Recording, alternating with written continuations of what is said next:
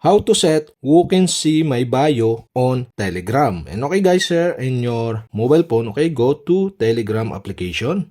I use iOS mobile phone or iPhone. And okay guys, here in your Telegram homepage, go to setting on the lower right side on your screen. Okay, tap this. In settings, okay, here you can see the privacy and security. Okay, go to this. In privacy and security, you can see here the bio. Okay, you can tap this. And now you can set who can see my bio. So, okay, there are options here. So you can set into everybody, my contact, or you can set into nobody. So I decide to set into my contact. And also you can set the exemptions. Okay, you can set the never share with and always share with.